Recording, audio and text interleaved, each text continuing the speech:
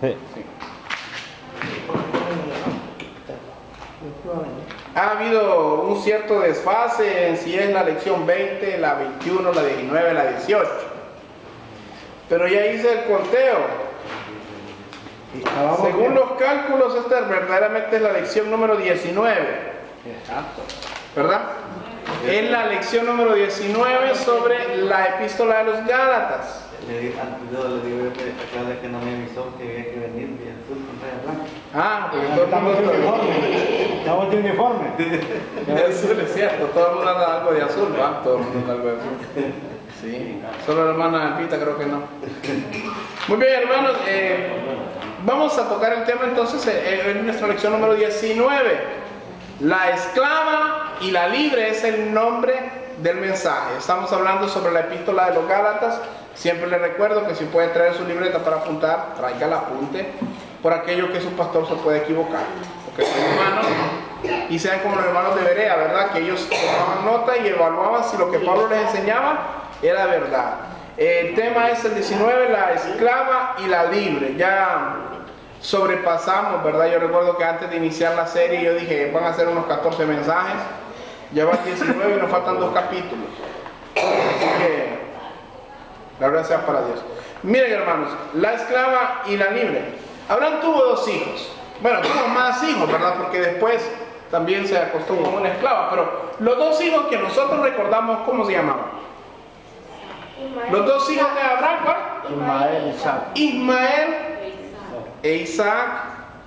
Lo recordamos en muchas ocasiones por el mal proceder de su papá, ¿verdad? ¿Por qué? Porque a Abraham le fue dada una promesa. ¿Cuál era la promesa que le dieron a Abraham?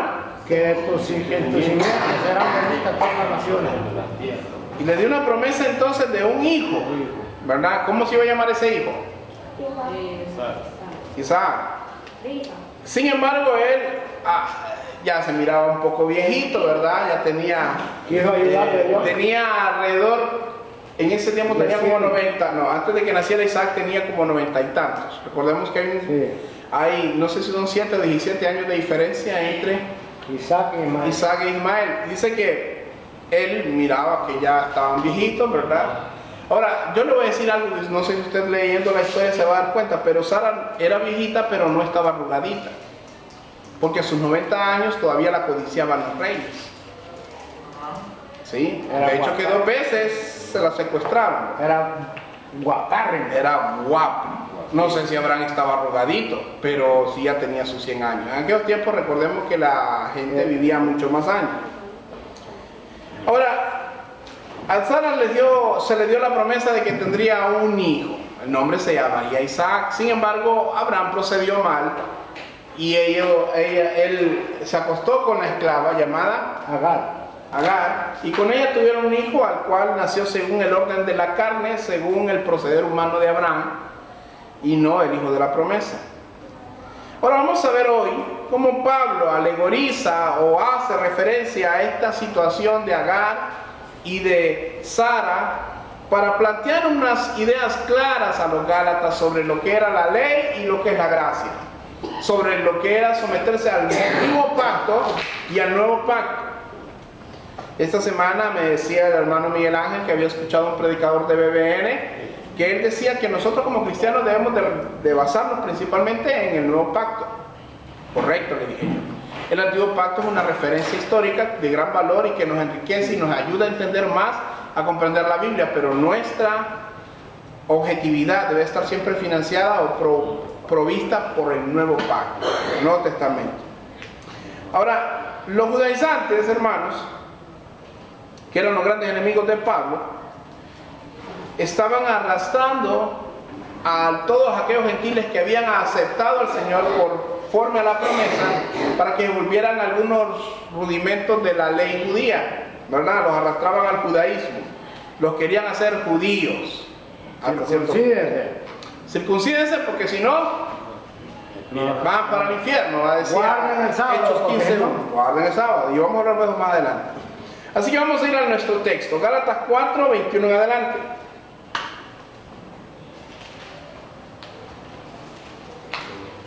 Bien, le puse allá.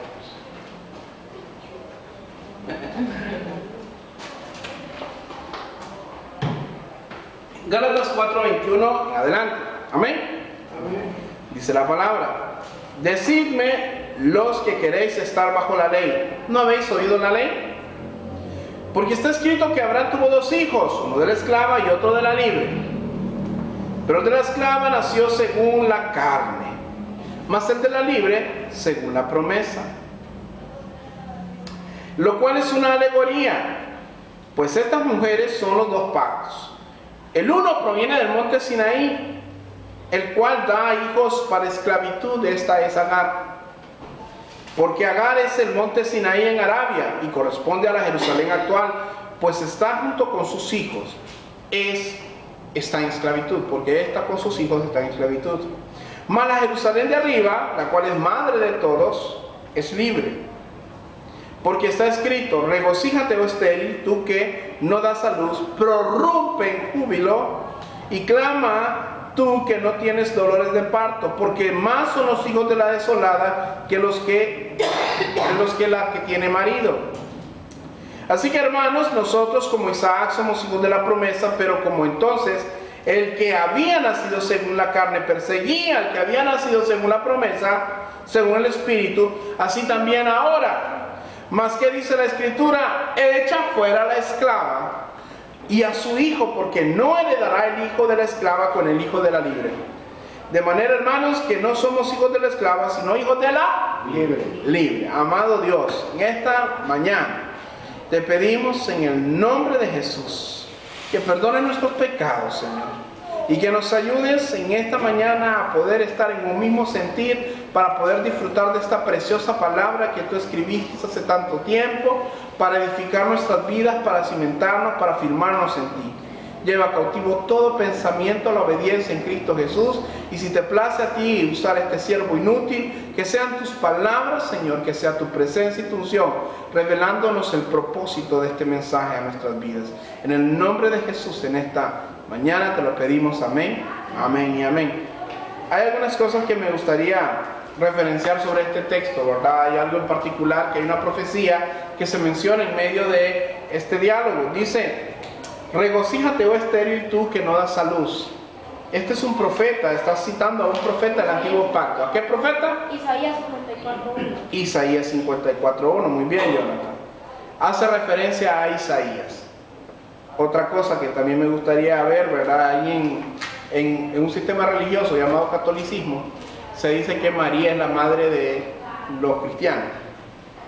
¿Han escuchado eso? Sí.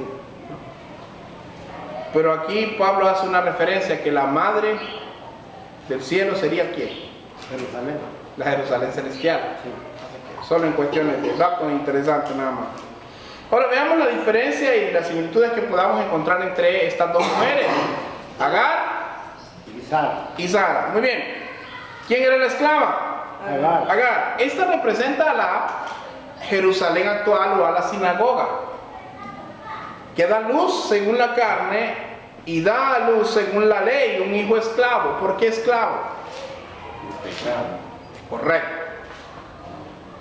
Ahora, dice que Agar vivió peregrinante por Arabia y su origen fue en el Sinaí. Ahora Sara, que es la libre, representa a la Jerusalén celestial, o que es la iglesia también. Libre que da a luz, la libre que da a luz según la promesa y da a luz según el Espíritu. Y sus hijos son hijos libres y son herederos de las promesas. Y vamos a empezar Gálatas 4:21 al 25. Dice: decidme lo que queréis estar bajo la ley. Y hace la pregunta: ¿no habéis oído la ley? Porque está escrito que Abraham tuvo dos hijos, uno de la esclava, el otro de la libre. Pero el de la esclava nació según la carne, mas el de la libre por la promesa. Lo cual es una alegoría, pues estas mujeres son dos pactos. El uno proviene del monte de Sinaí, el cual da hijos para esclavitud. Este es Agar, porque Agar es el monte Sinaí en Arabia y corresponde a la Jerusalén actual, pues está junto con sus hijos, está en esclavitud. Ahora, el sentido alegórico en el cual Pablo quiere ejemplificar esta profundidad de verdad que quiere darle a entender a los demás es principalmente para mostrarle lo inútil a los gálatas que es volverse al judaísmo. Era sin valor. ¿Recuerdan cuando él pregunta ya en Gálatas 3:1? Léelo ahí. Gálatas 3:1, la palabra. Y el 2. 3:1 y 2. Oh Gálatas insensatos, ¿quién os fascinó para no obedecer a la verdad? A vosotros, ante cuyos ojos Jesucristo ya fue presentado claramente entre nosotros como justificado. Esto solo quiero saber de vosotros. ¿Recibisteis el Espíritu por las obras de la ley o por el oír con fe? Pablo le había preguntado en el capítulo anterior, ¿recibiste el Espíritu? ¿Por qué?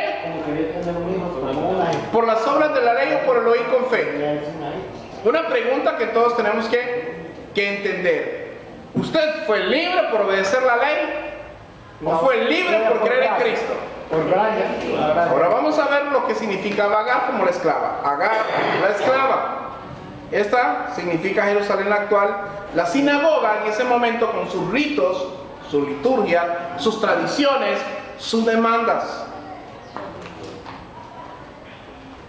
Miren, durante el tiempo del judaísmo, bueno, todavía hay judaísmo, ¿verdad? Porque ellos no han creído todavía en el Señor, pero en esos tiempos todavía, bajo la ley mosaica, estos eran presos, todos aquellos que estaban esperanzados a obedecer la ley moral de Dios con el fin de alcanzar salvación, estaban siendo esclavos, porque eran esclavos del pecado.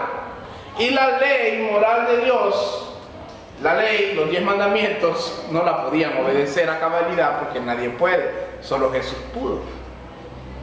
Y dice, por ejemplo, Gálatas 2:15 y 16, nosotros, judíos de nacimiento, esta es la discusión que tiene Pablo con Pedro, le hace una observación. Nosotros, judíos de nacimiento y no pecadores de entre los gentiles, sabiendo que el hombre no es justificado por las obras de la ley, sino por la fe en Jesucristo, nosotros también hemos creído en Jesucristo para ser justificados por la fe de Cristo y no por las obras de la ley. Por cuanto por las obras de la ley nadie puede ser justificado. Aquel que piense que obedeciendo los 10 mandamientos, por ejemplo, va a ser justificado creyendo que puede hacerlo, porque tiene que creer que va a poder honrarlo, ¿verdad? Está y vivirá eternamente esclavo. ¿Esclavo por qué? Porque no va a poder salir de su naturaleza pecadora. Dice Romanos 3:19 y 20, reafirmando el punto de Pablo. Pero sabemos que todo lo que la ley dice, lo dice a los que están bajo la ley, para que toda boca se cierre y todo el mundo quede bajo el juicio de Dios. Ya que por las obras de la ley ningún ser humano será justificado delante de él, porque por medio de la ley es el conocimiento del pecado. El propósito de la ley, ¿cuál era? Revelarnos el pecado. Revelarnos el pecado. Dice que abundó por lo mismo el pecado. Dice que estábamos encerrados bajo la ley porque no podíamos cumplirla, no había manera de hacerlo. Gálatas 3:20 al 24. Mas la Escritura lo encerró todo bajo pecado, para que la promesa que es por la fe en Jesucristo fuese dada a los creyentes. Pero antes que viniese la fe, ¿qué dice ahí? Estábamos confinados bajo la ley, encerrados para aquella fe que iba a ser revelada. De manera que la ley ha sido nuestro, ¿qué es un ayo, hermano? Un maestro, un tutor, para llevarnos a Cristo, a fin de que fuésemos justificados por la fe. Pequeño paréntesis. Las 3 verdades que debemos de recordar sobre la justificación. Sin leer. A ver, sin ver las notas. Hubo un mensaje. 3 verdades sobre la justificación. ¿Se acuerdan? No es por obra. Una es que la salvación no es por obras. Otra, Jesucristo nos justifica por su sangre. Es por fe, la verdad. es por fe, y Jesucristo es el objeto o el sujeto de nuestra fe. Muy bien. En esto radica la salvación. Cuando leemos este de Gálatas, y hace unas semanas, creo que hace 2 semanas hablábamos de esto, de qué significaba confinar. Cuando dice que estamos confinados bajo la ley, La palabra es phroureo en griego, que quiere decir que en un sentido militar estábamos rodeados, ¿verdad? Era imposibilitado la manera de escapar porque estábamos bajo la ley, éramos pecadores que merecíamos el infierno. Amén. También en la manera del término que llama encerrar o zuncleo, que era, metafóricamente hablando, la palabra griega significaba como cuando usted tira una red al mar y el pez queda encerrado en la red, que queda imposibilitado de escapar, ¿verdad? ¿Ha visto usted algún pez? Creo que solo Nemo se escapó, ¿verdad? Vieron la película, que Nemo sí se escapó de la red. Todos los que caen dentro de la red, esos peces ya están servidos, ya no pueden escapar. El mismo proceso es lo que quería decir Pablo, ¿verdad? Con estas palabras que encerró todo, dice el versículo. Pero antes que viniese la fe, estábamos confinados por la ley, encerrados para aquella fe que iba a ser revelada. O sea, no teníamos salida, no había otra manera. La ley no te justificaba, la ley no nos justifica. Solo la fe en Cristo Jesús. La ley nos condena. La ley nos condenaba. Porque el que se hacía transgredor de aún una jota, que era el término para referirse a la letra más pequeña en griego, en hebreo, esta persona merecía el infierno, merecía la muerte. Ahora, los ritos religiosos de la época no podían dar libertad del pecado. ¿Se acuerdan ustedes cuando en la ley, ¿verdad?, levítica o farisea también se acostumbraba a sacrificar un animal? ¿Para qué sacrificaban el animal? Para expiación de pecados, seguro. Principalmente, ahora, esta expiación no era una expiación absoluta, era tapar el pecado. La sangre se derramaba para tapar el pecado, o sea que los pecados estaban ahí, como cuando usted ha visto en eso, no sé, tal vez Luis, que trabaja en el banco, ¿verdad? Cuando la empleada nos quiere llevar el sacudidor de polvo y levantan ¿cómo se llama esto? Que ponen abajo la alfombra y le echa el sucio y tapa, ¿verdad? Pero ahí está el polvo todavía. El pecado siempre estaba. La sangre solamente tapaba el pecado. Pero maravillosa es la declaración de Juan, en Juan 1:29, de Juan el Bautista, cuando dice que miró a Jesús a la distancia y dijo, ¿qué dijo? En Juan 1:29. He aquí el Cordero de Dios que tapa, que quita el pecado del mundo. No dijo que lo tapaba, no dijo que tenías que hacer otro sacrificio después para volver a tapar el pecado. Dijo que quita el pecado del mundo. Romanos 5:1 y Romanos 5:8.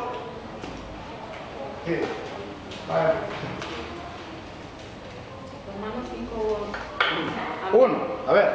Justificados pues por la fe tenemos paz para con Cristo por medio de nuestro Señor Jesucristo. Justificados pues por la Fe. tenemos paz para con Dios.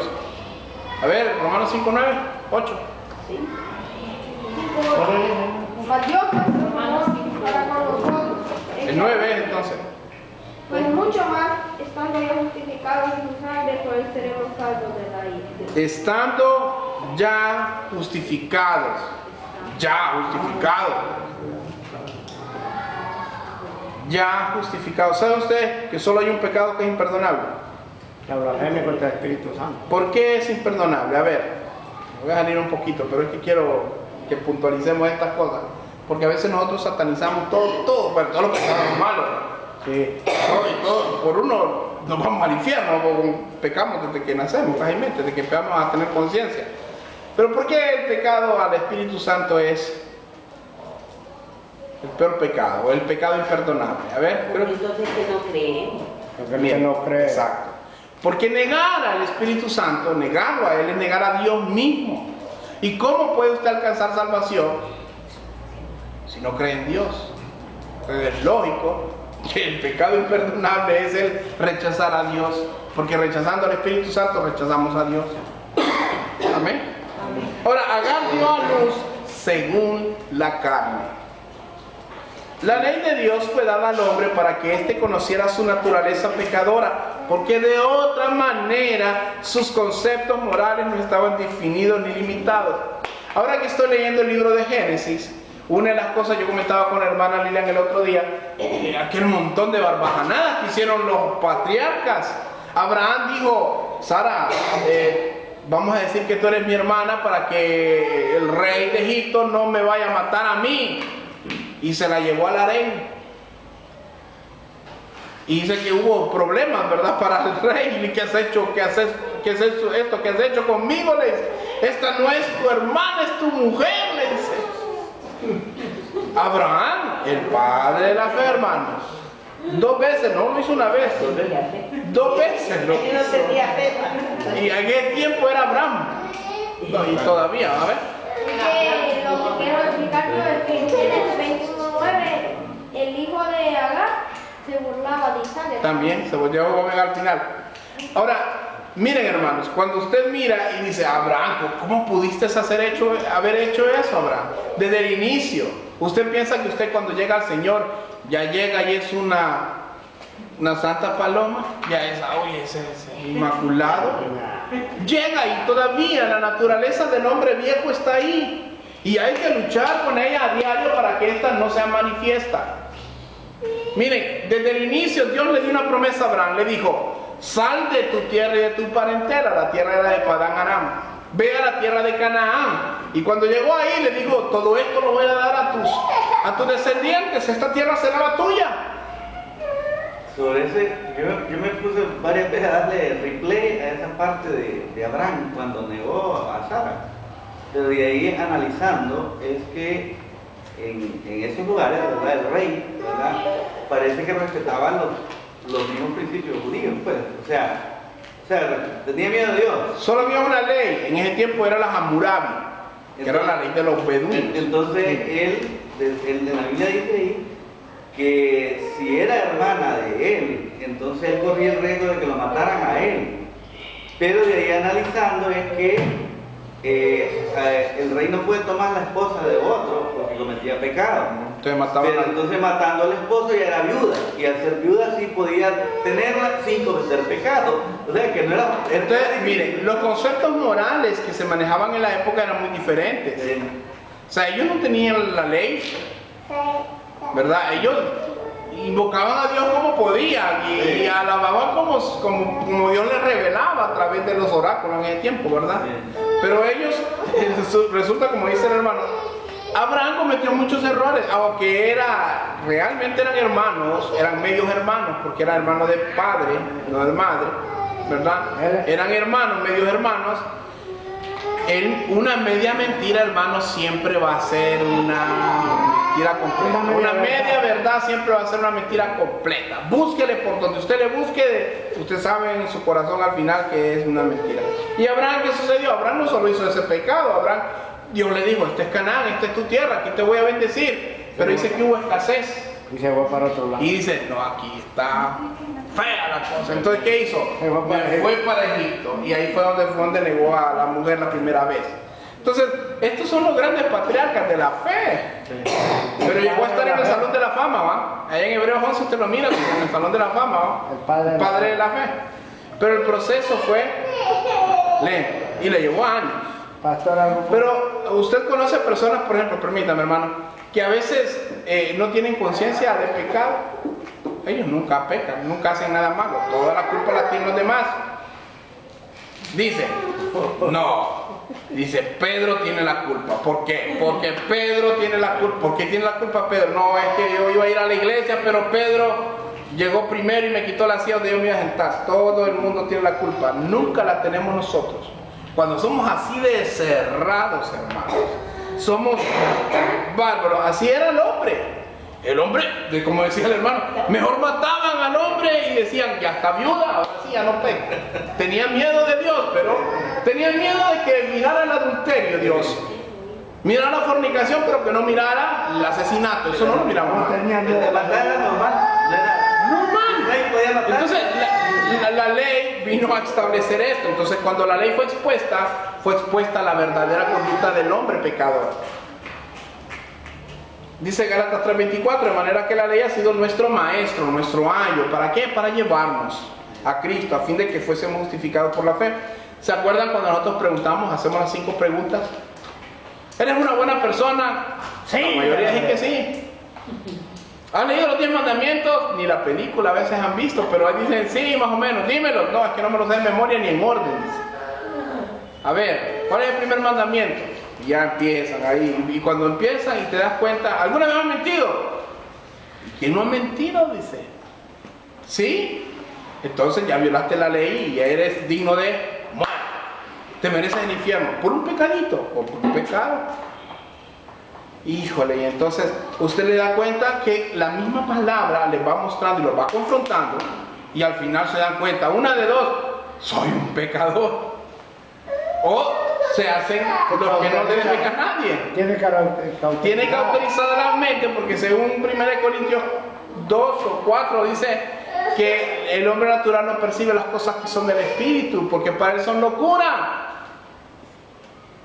Ayer miraba un debate que tenía un gran maestro dominicano con un homosexual, con un abogado, creo que era doctor también, y este predicador le enseñó cuestiones científicas demostrándole que el homosexualismo no es ni siquiera una enfermedad, es un pecado. Y le demostró que desde los tiempos anteriores, ¿verdad?, que esto era un pecado y que no era una cuestión de conducta y no era una aversión genética, como muchos han argumentado, el gen gay. Los estudios que desacreditan esa teoría. Y el hombre decía, no, es que el Dios en el que yo creo, dijo el homosexual, es un Dios cuya religión es el amor. Entonces, creo que más que la Biblia, dijo él, aunque citaba algunas cosas de la Biblia, lo que le convenía, citaba lo del arco iris, por ejemplo. Miren que el arco iris, ¿quién lo creó? Pues Dios. Y como ha venido a ser el arco iris, el emblema de los homosexuales, ¿verdad? Y ahí aplaudían los homosexuales que andaban de parte de él, ¿verdad? Ahora, los que andaban de parte de la justicia, ¿verdad? Ellos decían, claro, son cuestiones ridículas. Pues él quiere buscar un templo que adorara a Artemisa, la diosa del amor. De hecho, que él mencionó, ¿verdad?, de que usted sabe que en estos tiempos de apostasía, nosotros estamos en el capítulo 3 de Apocalipsis, ¿verdad? En el capítulo 3 habla de las iglesias, ¿verdad? Y la última, que es antes de la venida del Señor, el apóstata. Yo les comenté cómo hay homosexuales ya, incluso ordenados pastores de iglesias. Lamentable que hasta las iglesias bautistas, que eran de sana doctrina, se han torcido algunas y ya aceptan y son inclusivas. Entonces esto le va dando fuerza a este movimiento, ¿verdad? Esto es ciertamente aborrecible delante de Dios. Ahora, la ley de Dios tenía como propósito llevarnos a Cristo. Aquellos, Pablo les dice, ¿acaso no han oído la ley? Oye, si guardas la ley, ni te vas a salvar. Y vas a estar sometido a un montón de demandas y un montón de liturgias que no vas a poder sobrellevar. Agar y su hijo Ismael. Ismael, hermanos, fue el fruto de obrar en la carne. Como muchas veces nosotros queremos, hoy leíamos en el discipulado con él, queríamos o queremos, como decía el discipulado, me gustó, llegar al cielo, pero no a través de Cristo, sino a través de la Torre de Babel. Queremos edificarla nosotros y llegar al cielo por nuestras propias fuerzas. Y no, hermanos. Dice el versículo de Gálatas 4:30. Mas que dice la Escritura, echa fuera a la esclava y a su hijo, porque no heredará el hijo de la esclava con el hijo de la libre. Miren, como decía Jonathan hace un momento, ¿verdad? Ellos tenían diferencias, ¿verdad? En el caso de Ismael, se burlaba de Isaac. No, algo que le quería decir, pero ¿por qué se burlaba Ismael? Porque la esclava Agar se burlaba de Sara y la menospreciaba porque ella tenía un hijo y era, ella era la esclava y tenía hijos de Abraham y ella era la esposa y no tenía hijos. Hasta que tuvo el hijo Isaac. Entonces, ahora, otra de las cosas que podemos ver acá, ¿verdad? Cuando le dice, échala, le dijo, Sara le dijo, échala, porque no ha de heredar el esclavo con el de la promesa. Y sabe que en la ley de esta, del Hammurabi, que era la ley beduina que regía en aquellos tiempos, creo que todavía rige en algunos aspectos, si el patriarca o el jeque o el jerarca, en este caso era Abraham, decía, este va a heredar también, le daba derecho, aunque fuera el esclavo. ¿Se acuerdan que en la ley romana, el esclavo, aunque fuera esclavo y él lo adoptaba como hijo, tenía los mismos derechos, aunque hubiera sido esclavo? Pero en la ley de Hammurabi, sí, el jeque llamaba a los demás y les decía, no, este me nació de la esclava fulana de tal, pero para mí es mi hijo, yo lo recibo y lo adopto. Era una costumbre, por lo tanto, cuando daban a luz sobre las piernas de las amas, las concubinas, ¿verdad? Era como un método de adopción, pero él nunca proclamó que la herencia iba a ser para Ismael, siempre la proclamó para Isaac. Entonces, antes de que fuera Abraham a hacer otra de las que lo caracterizaba, ¿verdad?, de hacer un error, de llamar y decir Ismael va a ser heredero también con Isaac, le dijo Sara, despáchala. Qué dura Sara, ¿verdad? Qué mala, dirá usted. En aquellos tiempos la moral no era como ahora. Génesis 21:10. Pero ¿qué pasó? Le dio una promesa y se la cumplió Dios. Le dijo, haré de él Una gran nación. una gran nación. Que son Los egipcios. Y los Bueno, turcos. los turcos. Hizo una nación de él. No le dio la promesa del heredero mesiánico, pero le dio una promesa de que haría una gran nación. Ahora, Ismael representa todo sistema religioso también, que trata de llevarte al cielo mediante las obras, mediante la filosofía, ¿verdad? Como ese homosexual que dijo, el Dios en el que yo creo, sí, el Dios en el que tú crees, no el de las Escrituras. Porque el Dios de las Escrituras es bien claro en todas las... No hay puntos oscuros, no hay puntos grises, tal vez alguna cuestión de interpretación, pero Dios es derechito. Él no se desvía, Él es perfecto. Efesios 2:8, ya lo hemos leído varias veces, y el 9 dice, porque por gracia sois salvos, por medio de la fe, Y no de vosotros. y esto no de vosotros, pues eso, Don de Dios. un don de Dios, no por obras para que nadie se gloríe, ¿verdad? No había obra de religión que te podía garantizar la salvación. Sobre la expresión de la esclava, por lo que toca hacer una aplicación concreta, acordémonos, Agar, la esclava, representaba la sinagoga o el judaísmo actual, representaba todas las religiones también, ¿verdad? Ismael, por lo tanto, todas las religiones que querían llevar al cielo a las personas mediante las obras, y que nació en esclavitud y para la esclavitud, porque todo aquel que quiera someterse bajo la ley moral de Dios nunca la va a cumplir. Solo en fe en Cristo Jesús, que Él pagó por nosotros. Y no podían habitar en la misma casa. También. No podían seguir en el mismo lugar Ismael con Isaac. Como no puede hoy por hoy vivir junto a usted la religiosidad de antaño. La luz con la oscuridad. La luz y la oscuridad no van a andar juntos, algo va a prevalecer. Dice que no andarán dos juntos, Amós 3:3, si no estuvieren de acuerdo, si no están en la misma sintonía. Si la religión no está de acuerdo a la palabra de Dios, es una religión falsa. Son fábulas humanas que no te llevan al cielo, te pueden entretener, pero no te van a llevar al cielo. Ahora veamos a Sara la libre. Bueno, Sara era bella, ¿va? Porque fíjense que usted lee todo lo que dice la escritura sobre estos patriarcas y dice que cuando las personas miraban a Sara, miraban que era bella, hermosa de parecer, de semblante. Y usted mira cuando Abraham le hace jurar al siervo que vaya a buscarle una esposa para Isaac, y vio que la muchacha era de bonito semblante. Dice que cuando a Isaac la miró, yo creo que hasta le dio un bono, ¿verdad? Le dio un bono especial, que la trajo bonita, no la trajo solo virtuosa, sino que la trajo bonita Rebeca, ¿verdad?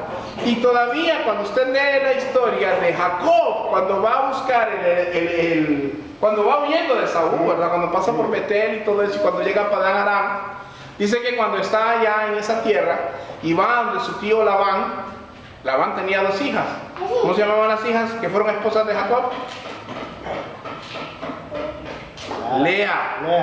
Y la otra llamaba Raquel. Lea significaba cabra montés. Cabrita, montés.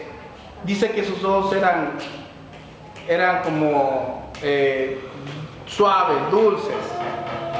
Pero para los beduinos, la mujer tenía que tener esa chispa en los ojos, esa brillantez, esa perspicacia. Pero Raquel, ¿sabe qué significa Raquel en hebreo?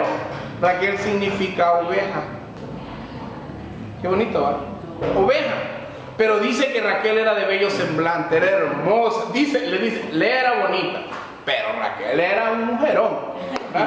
Raquel era bella de semblante. Y entonces él trabajó por ella 7 años y 7 años por la otra, ¿verdad?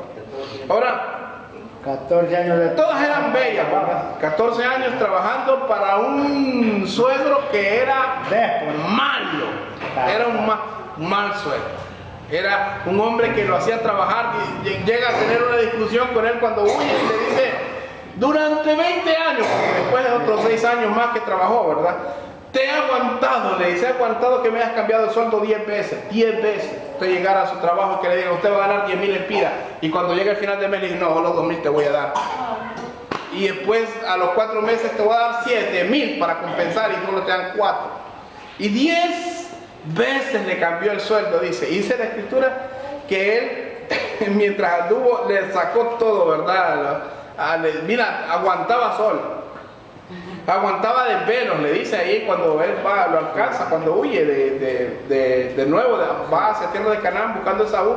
Aguanté todo eso. Es más, si alguna bestia se comía a alguna oveja, yo te la pagaba de mi sueldo. Cuando la ley de Hammurabi demostraba que se la comía, no era culpa del pastor, el dueño tenía que asimilar la pérdida. Entonces, todo eso lo hice y ahora todavía vienes y me dices que te devuelva a tus dioses, porque supuestamente le había dado unos dioses y había sido Raquel. Tenía sus malas cosas, Raquel. Tenía malas mañas. Tenía sus malas. Pero Sara dice que era bella, era hermosa, y yo creo que así tiene que ser, ¿verdad? Todo aquel que es nacido bajo la promesa tiene que ser algo hermoso. Usted puede ser gordito, orejón, narizón, negrito, pero si es hijo de Dios, aleluya. Amén. Si usted es una mujer que de repente la gente no la mire como muy agraciada, pero usted es una sierva de Dios, es mejor y es más bonita delante de un siervo de Dios. Un siervo de Dios no va a ser como Sansón, ¿va? Que Sansón buscaba la filistea en vez de las hebreas. Dice, hay un dicho que hace poco escuchado por ahí, que decía que la filistea seduce.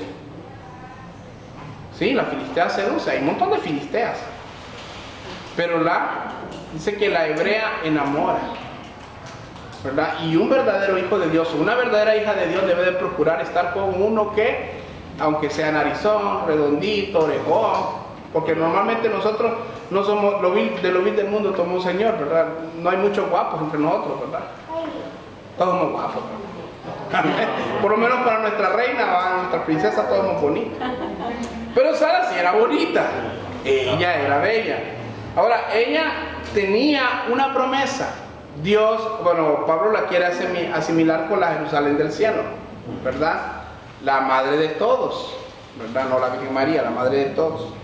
Y aquella que pobló según la promesa y ha seguido, digamos, la Nueva Jerusalén, ¿verdad? Lo que estamos hablando de la iglesia, sigue procreando hijos porque sigue gente creyendo en el Evangelio.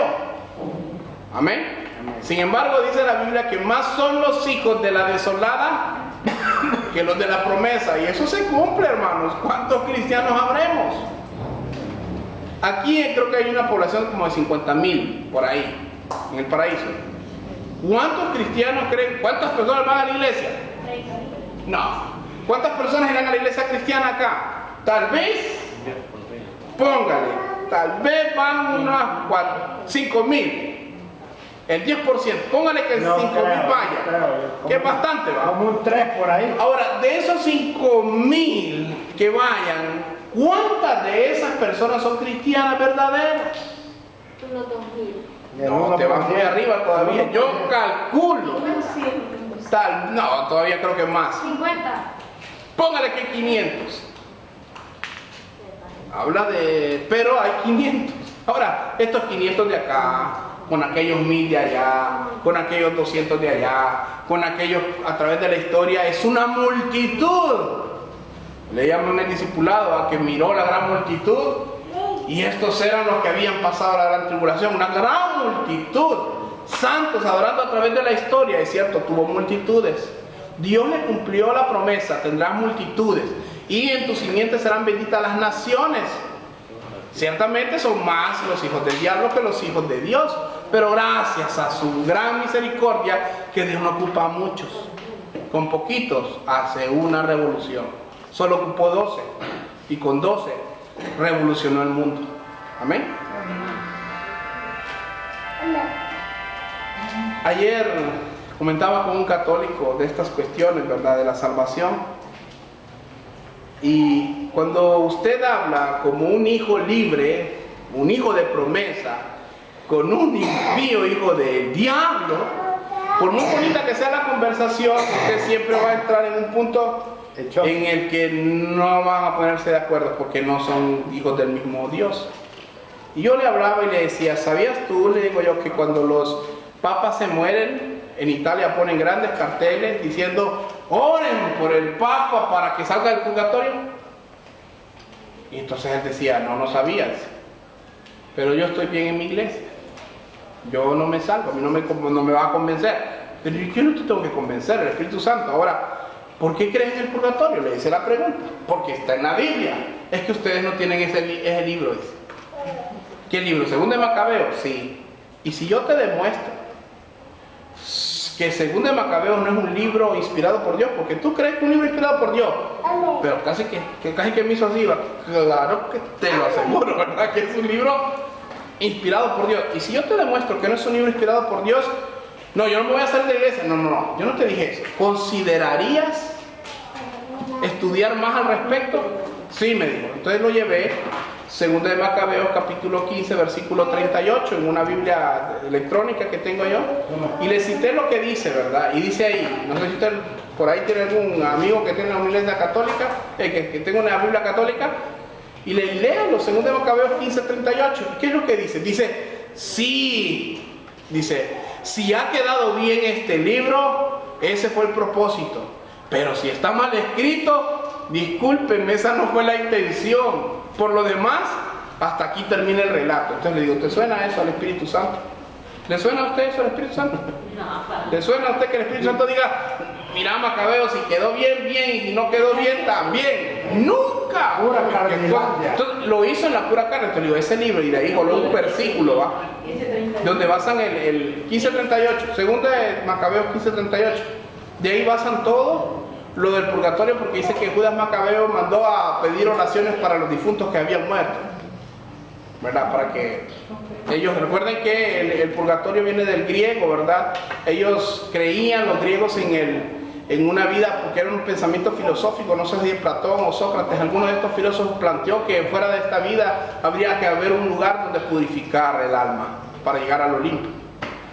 Pero bien, estamos hablando un poco del tema. Cuando usted es un hijo de la libre o de la promesa, usted se va a dar cuenta de esta realidad. Romanos 8, 33 y 34.